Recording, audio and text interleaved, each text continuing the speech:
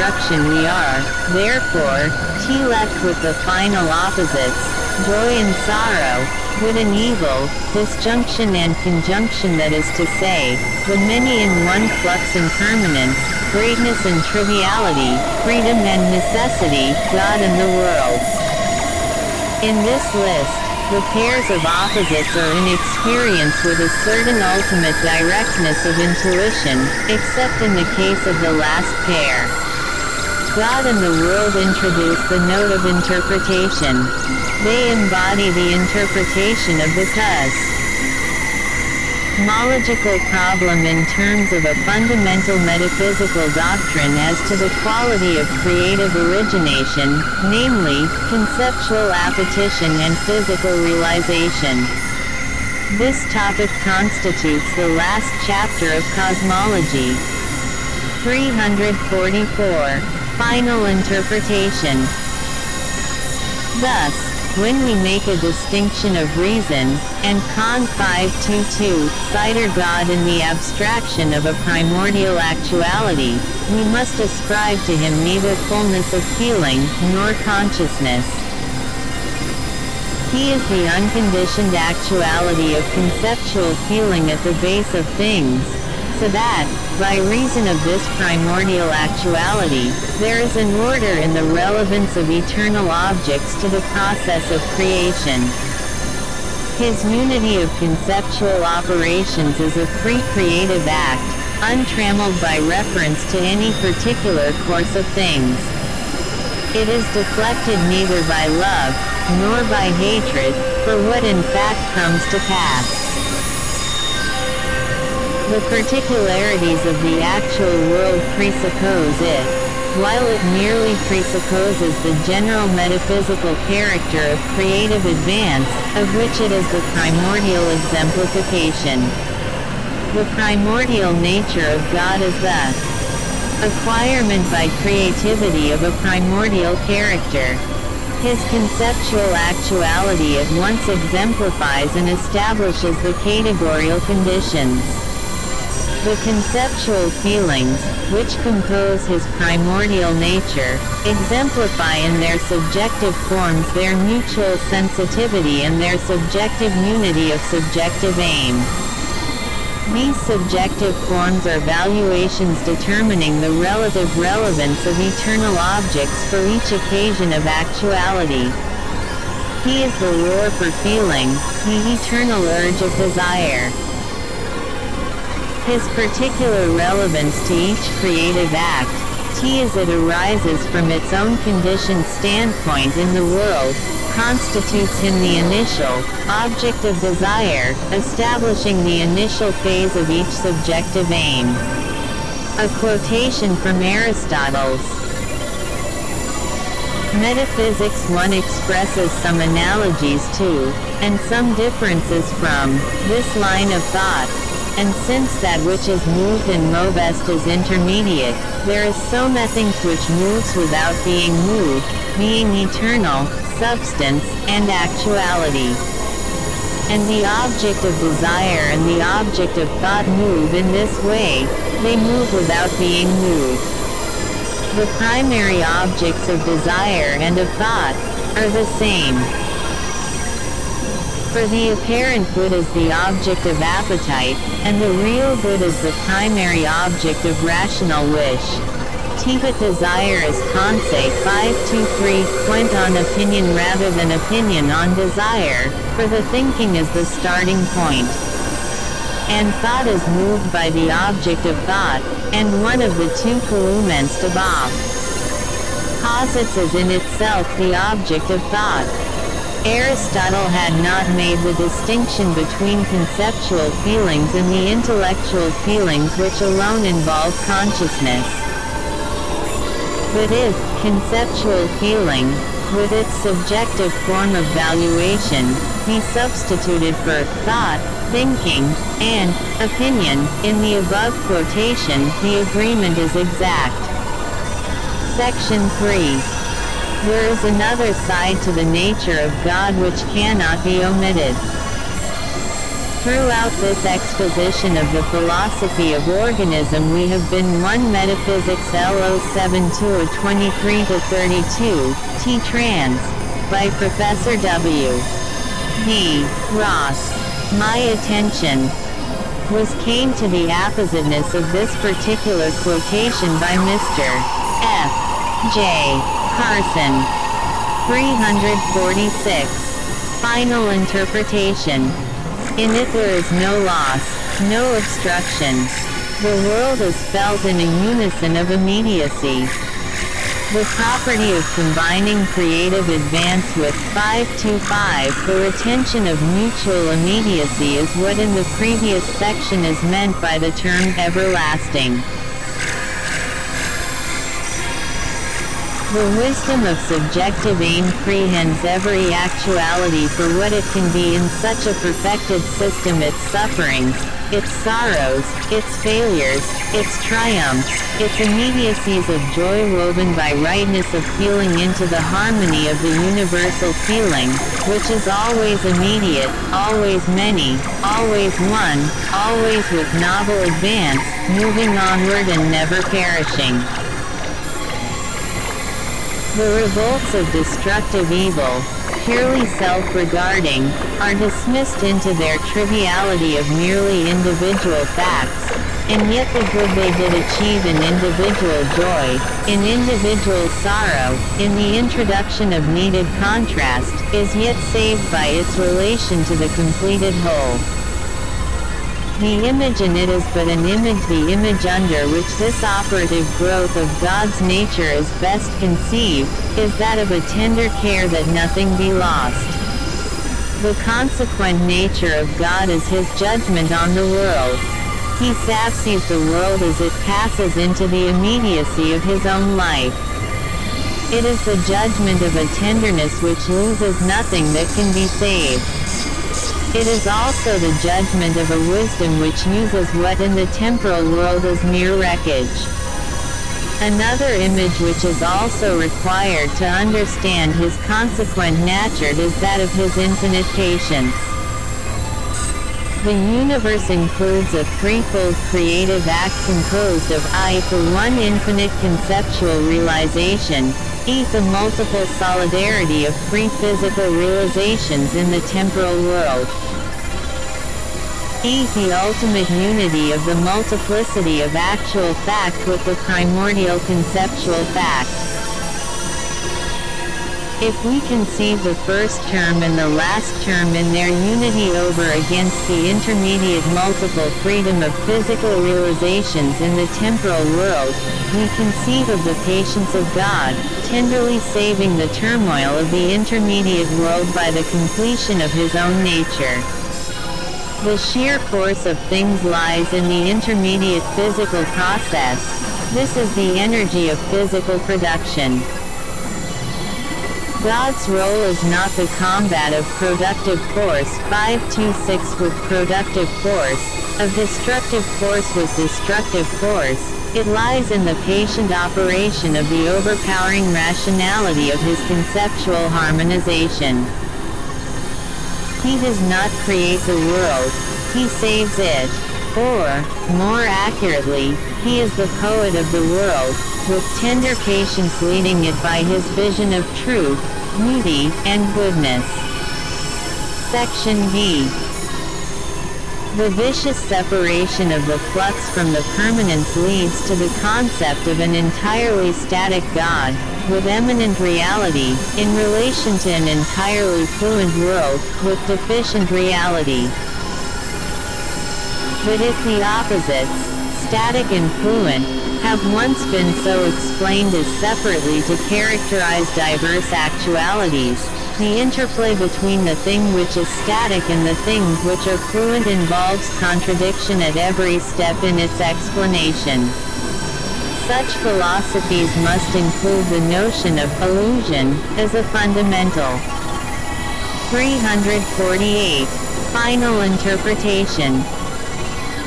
Mary can 528 only be expressed in terms of a group of antitheses, whose apparent self-contradictions depend on neglect of the diverse categories of existence. In each antithesis there is a shift of meaning which converts the opposition into a contrast. It is as true to say that God is permanent and the world fluent, as that the world is permanent and God is fluent. It is as true to say that God is one and the world many, as that the world is one and God many. It is as true to say that, in comparison with the world, God is actual eminently, as that, in comparison with God, the world is actual eminently. It is as true to say that the world is immanent in God, as that God is immanent in the world. It is as true to say that God transcends the world, as that the world transcends God. It is as true to say that God creates the world, as that the world creates God. God and the world are the contrasted opposites in terms of which creativity achieves its supreme task of transforming disjoined multiplicity, with its diversities in opposition, into concrescent unity, with its diversities in contrast. In each actuality there are two concrescent poles of realization, enjoyment, and appetition, that is, the physical, and the conceptual. For God the conceptual is prior to the physical, for the world the physical poles are prior to the conceptual poles. A physical pole is in its own nature exclusive, bounded by contradiction. A conceptual pole is in its own nature all-embracing, unbounded by contradiction. The former derives its share of infinity from the infinity of appetition, the latter derives its share of limitation from the exclusiveness of enjoyment. Thus, by reason of his priority of appetition, there can be but one primordial nature for God, and, by reason of their priority of enjoyment, there must be one history of many actualities in the physical world. 529 God and the world stand over against each other, expressing the final metaphysical truth that appetitive vision and physical enjoyment have equal claim to priority in creation. But no two actualities can be torn apart, each is all in all. Thus each temporal occasion embodies God, and is embodied in God. In God's nature, permanence is primordial and flux is derivative from the world. In the world's nature, flux is primordial and permanence is derivative from God. Also the world's nature is a primordial datum for God, and God's nature is a primordial datum for the world. Creation achieves the reconciliation of permanence and flux when it has reached its final term, which is everlastingness, the apotheosis of the world. Opposed elements stand to each other in mutual requirement. In their unity, they inhibit or contrast. God and the world stand to each other in this opposed requirement. God is the infinite ground of all mentality, the unity of vision-seeking physical multiplicity. The world is the multiplicity. 350. Final interpretation. Existence. The function of being a means is not disjoined from the function of being an end. The sense of worth beyond itself is immediately enjoyed as an overpowering element in the individual's self-attainment. It is in this way that the immediacy of sorrow and pain is transformed into an element of triumph. This is the notion of redemption through suffering which haunts the world. It is the generalization of its very minor exemplification as the aesthetic value of discourse in art. Thus the universe is to be conceived as attaining the active self-expression of its own variety of opposites, of its own freedom and its own necessity, of its own multiplicity and its own unity, of its own imperfection and its own perfection. All the opposites are elements in the nature of things, and are incorrigibly there. The concept of God, is the way through which we understand this incredible fact that what cannot be, yet is. Section 7. Thus the consequent nature of God is composed of a multiplicity of elements with individual self-realization. It is just as much a multiplicity as it is a unity. It is just as much one immediate fact as it is an unresting advance beyond itself. Thus the actuality of God must also be understood as a multiplicity of actual components in process of creation. This is God in his function of the kingdom of heaven. Each actuality in the temporal world has its reception into God's nature. The corresponding element in God's nature is not temporal actuality, but is the transmutation of that temporal one actuality into a living, ever-present fact. An enduring personality in the temporal world is a root of occasions in which the successors with some peculiar completeness sum up their predecessors. The correlate fact in God's nature is an even more complete unity of life in a chain of elements for which succession does not mean loss of immediate unison. This element in God's nature inherits from the temporal counterpart, 532, according to the same principle as in the temporal world the future inherits from the past. Thus in the sense in which the present occasion is the person now, and yet with his own past, so the counterpart in God is that person in God. But the principle of universal relativity is not to be stopped at the consequent nature of God. This nature itself passes into the temporal world according to its gradation of relevance to the various concrescent occasions. There are thus four creative phases in which the universe accomplishes its actuality. There is first the phase of conceptual origination, deficient in actuality, but infinite in its adjustment of valuation. Secondly, there is the temporal phase of physical origination, with its multiplicity of actualities. In this phase full actuality is attained, but there is deficiency in the solidarity of individuals with each other. This phase derives its determinate conditions from the first phase. Thirdly, there is the phase of perfected actuality, in which the many are one everlastingly, without the qualifica. 356. Index. Actual occasion Kant.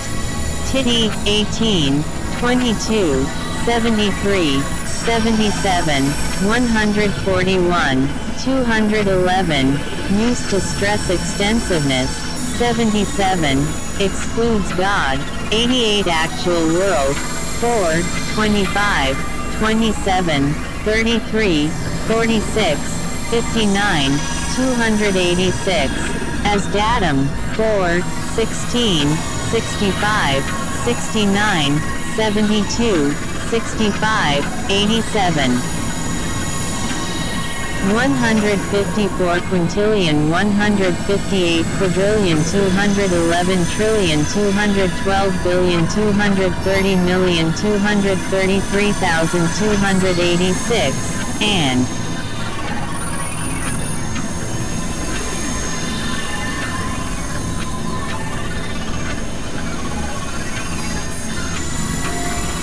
propositions 11, 194 to 95, 204, 265, as process, 22, definition of, 23, 28, 150, and efficient causation, 24 to 25, 169, 178, 277, as determinate, 45, and God, 47, 65, 93, 220, as relative, 59, 65 to 66, 93, 210 to 11, 226, 284. Conditions potentiality, 65, 129. As atomic, 67, 286. As nexus, 73, 77, 230, 238. As mind, 76, 81. Witness of, 81. Knowledge of, 81. Order and chaos in, 86, 110 to 11. Givenness of, 129. As ground of probability judgments, 203. Perspective of, 210. Objective immortality of, 230. Indetermination of, 284. Divisibility of, 28,586. Adaptation, 83. 107, 163. Adequacy, she, xiv, 3, 6, 9, 11, 13, 15, 239, 343. Adventure, 9, 14, 42, 78, 80. Inversion and aversion, valuation up and down, 24, 32, 184, 234, 241, 247, 248, 254, 261, 266, 277, 278, 291, 328, 339.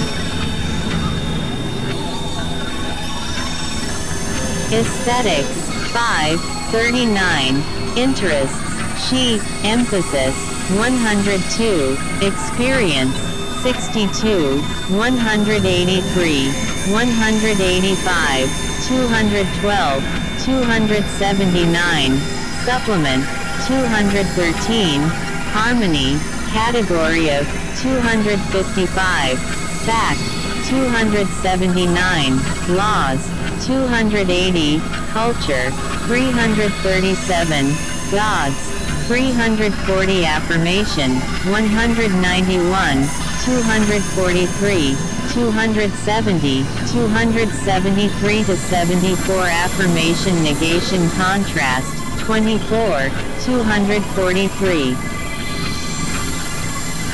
256, 261, 267. Aggregates, 173, 286. Aim, at unity, 224, at contrast, 249, private, 290. CA.also initial aim, subjective aim. Alexander, Samuel, 28, 41. Algebra, 332. All, 208. All things flow, 208. Alternation, 187. Alternatives, 11, 148, 161, 249, 278. Analogous occasions, 99, 250, 251 to 53. Analogy and probability, induction, 49, 201, 204, 205, 206.07, and congruence, 97, 331, 333. Analysis, 4, 19, 22, 23, 51,153,160,166, 211, 235. See also division. Animal body, 106. In perception, 63, 11,819, 169 to 70, 178 to 79, 311, 315, as part of environment, 64, 76, 119, 170, 234, theory of, 103, Stellas, 103, 104, life of, 108, order of, 180, 339.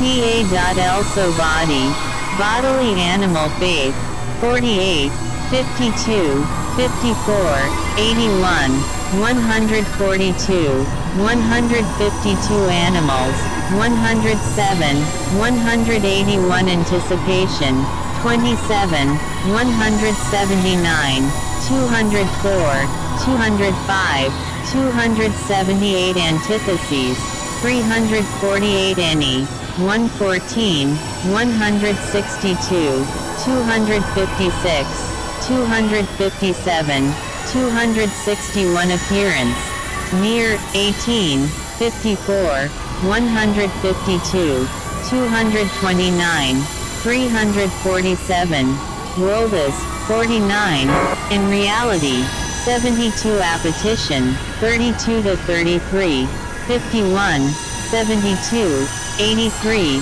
102, 150, 154, 163, 184, 212, 341, 348, in God, 48, 105, 207, 316, 347, 348 applicability, 3, 5, 6, 8, 9, 10, 14, 20, 93 appreciation, 27, 47, 85, 212, 213, 311.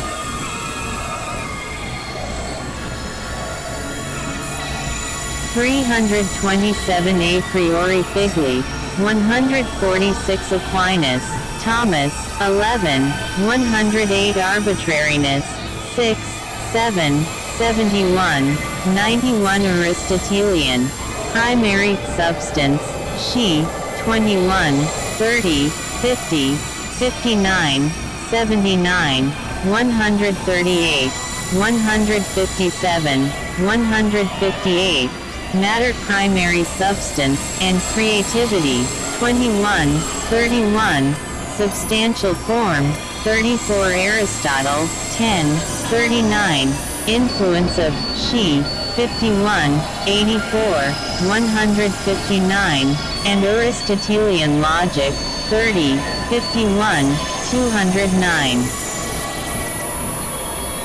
And substance quality subject predicate thought, 30, 137, 2Q9, and ontological principle, 40, and entities present in others, 50, and final causes, 84, and forms, 96.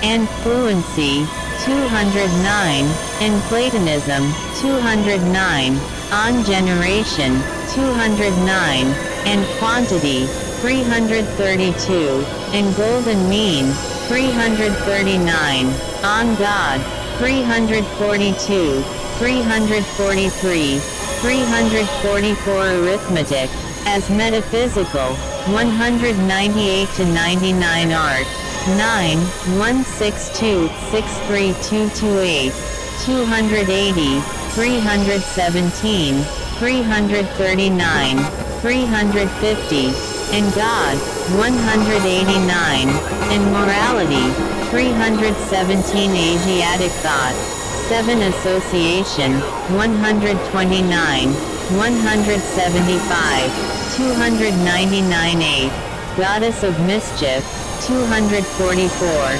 351 atomicity, atomism, 27, 117, 235, 237, and final causation, 19, and continuity, extension, 36, 67, 72, 73, 123, 292, of actuality, 30